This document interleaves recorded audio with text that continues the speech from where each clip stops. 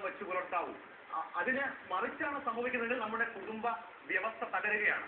സോപ്പോൾ ആ ഒരു സിസ്റ്റം തകരുകയാണ്. എങ്ങനെ പ്രതികരിക്കും ഡോക്ടർ മായ?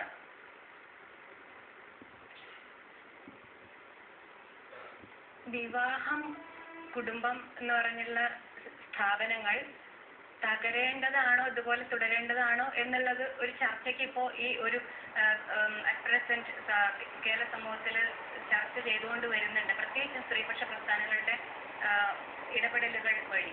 കാരണം ഇത് ഇപ്പോൾ നിലനിൽക്കുന്ന വളരെ പെർഫെക്റ്റ് ആയിട്ടുള്ള ഒരു സംവിധാനമാണെന്നോ, അത് സ്ത്രീപക്ഷ അനാലിസിസ് മാത്രമല്ല, വെറുതെ ഒരു സോഷ്യൽ അനാലിസിസ് മറ്റെല്ലാ തരത്തിലും സാമൂഹ്യ സാമ്പത്തിക തലങ്ങളിലൊക്കെ വെച്ച് നോക്കിയാൽ തന്നെയും ഇപ്പോൾ നിലവിലുള്ള ഈ സ്ഥാപനവത്കൃത വിവാഹ കുടുംബ രീതികൾ എത്രമാത്രം അക്സെപ്റ്റബിൾ ആണ്, എത്രമാത്രം ഇതേപോലെ തന്നെ നടന്നു പോകേണ്ടതാണെന്നുള്ള ഒരു ചർച്ച വീണ്ടും വേർത്തനം ചെയ്യേണ്ടതാണ്. പക്ഷെ ഇത് തകരും എന്നുള്ളത് കൊണ്ട് സ്ത്രീ പുരുഷ സ്വതന്ത്ര വ്യക്തികളായ പ്രായപൂർത്തിയായ സ്ത്രീ പുരുഷന്മാരുടെ സൗഹൃദത്തെയോ ഇനി പ്രണയത്തെ തന്നെയോ അഥവാ ലൈംഗിക ബന്ധത്തിനെയോ തുറിച്ചു നോക്കുകയും അത് വിവാഹത്തെയോ അല്ലെങ്കിൽ കുടുംബത്തെയോ എങ്ങനെ ബാധിക്കും എന്ന് ആകാംക്ഷപ്പെടുകയോ ചെയ്യുന്നത് തന്നെ ഒരു അത്രയ്ക്ക് മെച്യൂർ ആയിട്ടുള്ള ഒരു തരം രീതിയാണെന്ന് പറയാൻ സാധിക്കുമെന്ന് എനിക്ക് തോന്നുന്നില്ല. അങ്ങനെയുള്ള ആകാംക്ഷകൾക്ക് അടിസ്ഥാനമില്ല എന്നാണ് ഡോക്ടർ മായ സൂചിപ്പിക്കുന്നത്. ഇപ്പോൾ പ്രശസ്ത അവതാരക രഞ്ജിനി ഹരിദാസ് നമ്മോടൊപ്പം ചേരുന്നു.